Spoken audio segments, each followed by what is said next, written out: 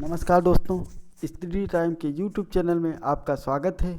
आज हम बाल मनोविज्ञान में जानेंगे थायराइड के प्रयोग के बारे में और उनके द्वारा दिया गया प्रमुख सिद्धांत, जो कि सी टेट, यूपी टेट और आर टेट तथा अन्य स्टेट टेट में प्रश्न इनसे बनते हैं, इसलिए ये बहुत ही महत्वपूर्ण टॉपिक है। तो आइए थायराइड जी के बारे में जानते हैं।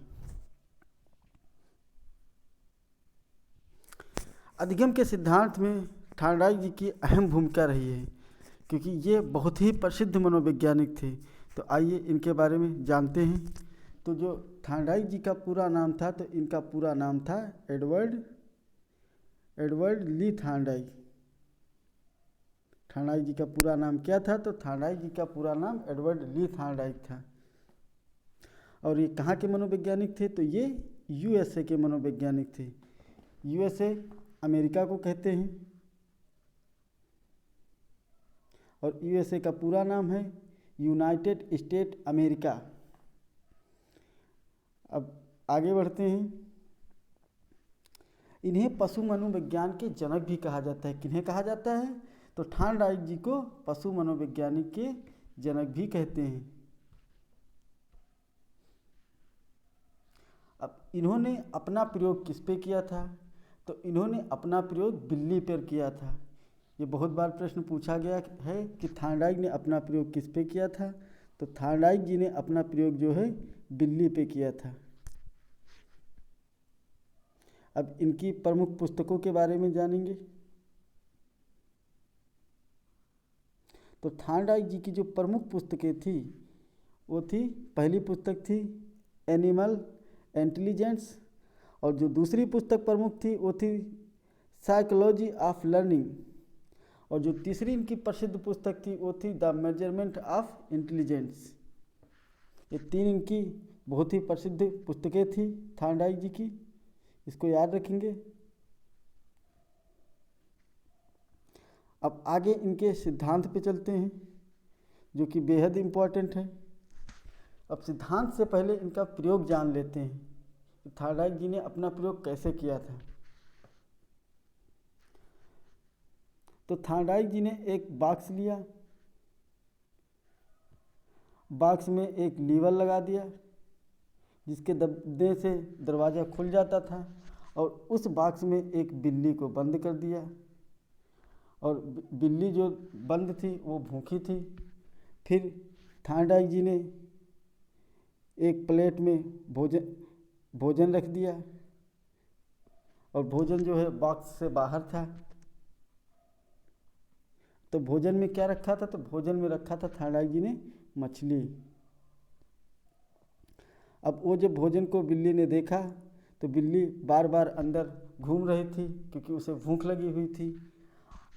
घूमते घूमते अचानक उसका पैर इस लीवर पर पड़ा और वो दरवाज़ा खुल गया। फिर बिल्ली बाहर आई और ये रखा हुआ भोजन खा लिया। उसके बाद थायराइड जी ने फिर उसे उसी में बंद कर दिया। फिर वो कुछ समय तक वही क्रिया करती रही। फिर कुछ समय बाद उसका पैर फिर लीवर पर पड़ा और वह बाहर आई, भोजन को कर ली। उसके बाद वही प्रतिक्रिया डेली वो करती रही। एक दिन बिल्ली समझ गई कि जब हम इस लीवर पे पैर रखते हैं तो दरवाज़ा खुल जाता है। तब वह जान गई, और फिर जब थायराइड भोजन को लाए रखें तो बिल्ली आए और लीवर पे पैर रखे और दरवाज़ा जैसे ही खुले वो आकर भोजन खा जाए। इससे यह पता चला कि अनुक्रिया जितनी ही तेज होगी, लक्ष्य उतनी ही जल्दी आपको मिलेगा। इस सिद्धांत से हमें यह पता चला है। तो इसलिए इस सिद्धांत का निर्माण हुआ प्रयास एवं भूल का सिद्धांत। इसे दूसरे नाम से जानते हैं संबंधवाद का सिद्धांत भी इसे कहते हैं। कभी कभी संबंधवाद न देकर प्रयास एवं भूल का सिद्धांत दे देता है। तो ये एक ही सिद्धांत है, इसे याद रखेंगे, इसमें कंफ्यूज बिल्कुल नहीं होना है। अब इसका कभी कभी उपनाम भी पूछ लेता है, दो तीन नामों से ये आ जाता है, तो आप इसको थोड़ा समझेंगे। तो इसके जो उपनाम हैं वो हैं, पहला है उद्दीपन अनुक्रिया का सिद्धांत। अगर जो आ जाए तब भी कौन हो जाएंगे आपके थायराइड। प्रयास एवं त्रुटि का सिद्धांत, इसका भी कौन हो जाएंगे, तो इसके भी आपके थार्डाइक हो जाएंगे। अगला आपका है संयोजवाद का सिद्धांत, इसके भी कौन हो जाएंगे, तो इसके भी आपके थार्डाइक हो जाएंगे। अब अगला है अधिगम का बंध सिद्धांत, तो इसके कौन हो जाएंगे, तो इसके भी आपके थार्डाइक जी हैं। अगला है प्रयास एवं भूल का सिद्धांत, तो प्रयास एवं प्रयत्न एवं भूल का सिद्धांत जो है इसको भी थार्डाइक जी ने दिया था। और एसआर थ्योरी किसने दिया था, तो एसआर थ्योरी भी थार्डाइक जी ने दिया था। यस आपका है स्टिमुलस, और आपका जो आर है वो है रिस्पॉन्स। तो ये चीज़ याद रखेंगे क्योंकि ये सिद्धांत बेहद इम्पोर्टेंट है। अब अगला है इसका नियम, तो थार्डाइक जी ने मुख्य नियम दिए थे तो वो थे 3, ये बेहद इम्पोर्टेंट है। अगर जो पूछे कि थार्डाइक जी ने मुख्य नियम कितने दिए थे, तो थार्डाइक जी ने मुख्य नियम 3 दिए थे। और अगर जो बात करें कि थार्डाइक जी ने गौड़ नियम कितने दिए थे, तो गौड़ नियम आपके 5 दिए थे। कभी कभी इनकी संख्या पूछ लेती है, इसलिए इसे भी याद रखेंगे। तो आपके जो मुख्य नियम थे, मुख्य नियम कौन कौन से थे इसके बारे में थोड़ा जानेंगे। तो पहला आपका जो मुख्य नियम था वो था तत्परता का नियम। अब तत्परता के नियम के बारे में जानेंगे थोड़ा। यह नियम कार्य करने से पूर्व तत्पर या तैयार किए जाने पर बल देता है, यानी कि यह जो नियम होता है, आप किसी कार्य को करने जा रहे हैं उसके लिए आप पूरी तरह से तत्पर यानी तैयार हैं या नहीं हैं, उस पर बल देता है। यदि आप पूरी तरह से तत्पर नहीं होंगे तो उस कार्य को नहीं कर पाएंगे, यानी अपने लक्ष्य को प्राप्ति आपको नहीं होगी। तो ये कहता है आपका तत्परता का नियम। अब अगला जो इनका नियम है वो है अभ्यास का नियम।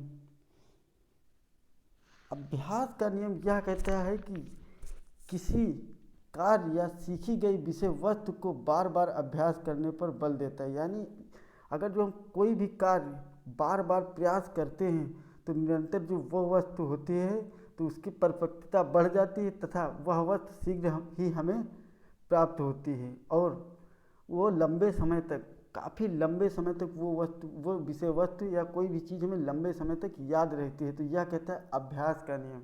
जैसे कि बिल्ली वाला उदाहरण था, वह बार बार निरंतर प्रयास कर रही थी और अचानक उसका पैर लीवर पे पड़ा और बक्सा के खुलने से उसको जो अभ्यास हो गया, फिर उसमें टुटियाँ होने की संभावना जो है बहुत ही कम रह जाती है। तो ये कहता है हमारा अभ्यास का नियम। अब अगला जो इनका मुख्य नियम है वो है प्रभाव का नियम। तो प्रभाव का नियम क्या कहता है, तो इस नियम को संतोष तथा असंतोष का नियम भी कहते हैं। अगर जो पूछे पेपर में कि संतोष और असंतोष का नियम किसे कहते हैं, तो ये कहते हैं आपके प्रभाव के नियम को। और इस नियम को सुख तथा संतोष का नियम भी कहते हैं। सुख या संतोष, सुख या शांति की बात जहाँ पे आ जाएगी वहाँ पे आपका प्रभाव का नियम होगा। तो प्रभाव के नियम के बारे में थोड़ा समझते हैं और अच्छे से।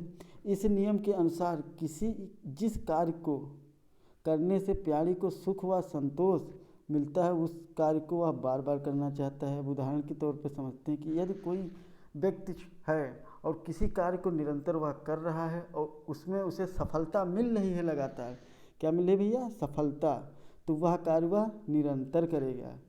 क्यों, क्योंकि उसे सफलता मिल रही है, उसे संतोष मिल रहा है। यदि कोई व्यक्ति किसी कार्य को निरंतर कर रहा है लेकिन उसे सफलता नहीं मिल रही तो उसके अंदर असंतोष और हीनता की भावना आ जाती है और वह उस कार्य को करना ही नहीं चाहेगा। तो यह कहता है हमारा प्रभाव का नियम।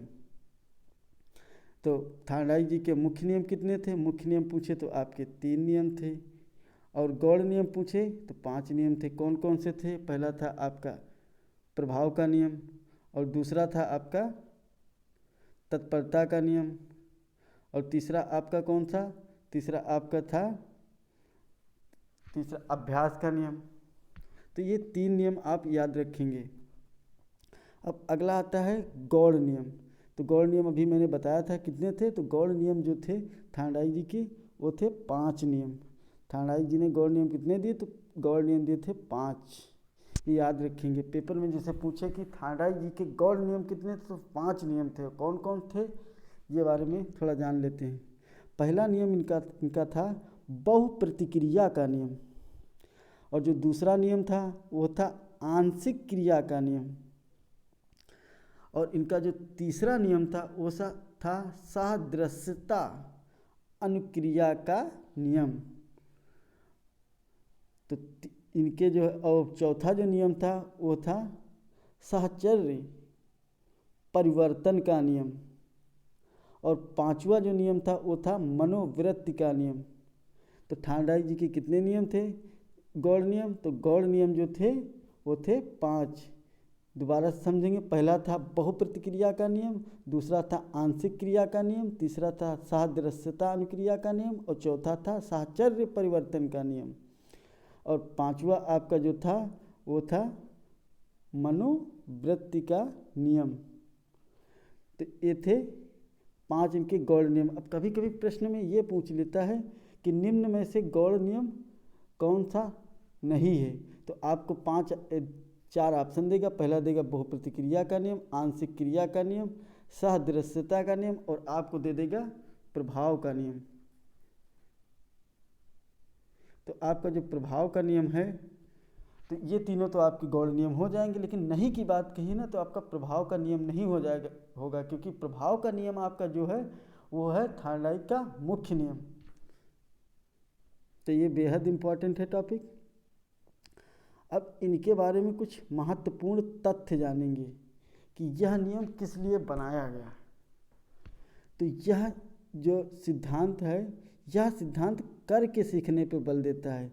यानी कि जो यह सिद्धांत था प्रयास एवं त्रुटि का सिद्धांत, यह पहले आप क्रिया करिए, उसके बाद पहले आप अनुक्रिया करेंगे, उसके बाद में आपको लक्ष्य प्राप्त होगा। यानी कि पहले आप प्रयास कीजिए उस लक्ष्य को। आप जैसे आपका कोई टारगेट है, मान लो एक उदाहरण के तौर पे समझते हैं, आपका टारगेट है सीटेट का एग्ज़ाम पास करना, तो आप पहले उसके लिए अनुक्रिया करेंगे।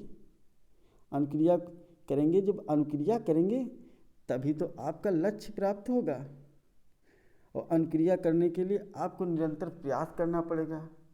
तो यह सिद्धांत करके सीखने पे बल देता है, इसका अर्थ यही हुआ। अब आगे चलते हैं। यह सिद्धांत थार्डाइक द्वारा सन 1913 में दिया गया। अब पूछ ले कि प्रयास एवं त्रुटि का सिद्धांत थार्डाइक द्वारा कब दिया गया, तो आपका ऑप्शन हो जाएगा 1913। यदि प्रयास या त्रुटि ना देकर संबंधवाद का सिद्धांत पूछ ले तब भी आपका हो जाएगा 1913, और एसआर थ्योरी पूछे तब भी आपका हो जाएगा 1913, क्योंकि सिद्धांत एक ही है लेकिन उसके नाम थोड़ा चेंज कर दिए गए हैं, उसके उपनाम हुए, लेकिन सिद्धांत एक ही है, तो आपका 1913 ही होगा। अब अगला जो है वो है थार्डाइक ने अपनी पुस्तक शिक्षा मनोविज्ञान में इस सिद्धांत का वर्णन किया है। अब पूछे कि प्रयास एवं त्रुटि का सिद्धांत तथा समृद्धवाद का सिद्धांत किस किताब में वर्णन किया गया है, तो आपका जो आंसर होगा वो होगा शिक्षा मनोविज्ञान, एजुकेशन साइकोलॉजी, इनकी जो कि प्रसिद्ध पुस्तक है। और ये पूछ ले कि शिक्षा मनोविज्ञान पुस्तक के लेखक कौन है, तो आपका हो जाएगा थार्डाइक, और इन्हें प्रथम पशु मनोविज्ञान भी कहते हैं। थार्डाइक को क्या कहते हैं, तो प्रथम पशु मनोविज्ञान भी कहते हैं। अब अगला है कि थार्डाइक ने अपना प्रयोग किस पर किया, तो थार्डाइक जी ने अपना प्रयोग जो है बिल्ली पे किया था। अब पूछ ले बिल्ली कैसी थी, तो बिल्ली जो है भूखी थी, और उन्होंने भूखी बिल्ली पे अपना प्रयोग किया था। ये काफ़ी बार क्वेश्चन पूछा गया है। अब अगला प्रश्न है, भूखी बिल्ली को जिस बॉक्स में बंद किया उस बॉक्स को क्या कहते हैं, तो उस बॉक्स को कहते हैं पंजल बॉक्स। ये भी याद रखेंगे। अब अगला है, भोजन या उद्दीपक के रूप में थार्डाइक ने मछली को रखा। यानी जो भोजन था, उद्दीपक था, उद्दीपक के रूप में थार्डाइक जी ने किसे रखा, तो उद्दीपक के रूप में थार्डाइक जी ने मछली को रखा। तो ये था थार्डाइक जी का चैप्टर, और ये यहीं ख़त्म होता है। अब आगे हम बात करेंगे, अगले वीडियो में बात करेंगे हम जीन पियाजे जी के बारे में, जो कि बहुत ही प्रसिद्ध मनोवैज्ञानिक रहे। उनसे 4 या 5 नंबर के प्रश्न आते हैं। तो अगला वीडियो आप ज़रूर देखिए, और जिन लोगों ने सब्सक्राइब नहीं किया है वो लोग सब्सक्राइब कर लें, ताकि मेरे द्वारा अपलोड किए गए वीडियो आप लोगों तक पहुंच सकें, जो कि वन डे एग्ज़ाम में बेहद इम्पॉर्टेंट हैं।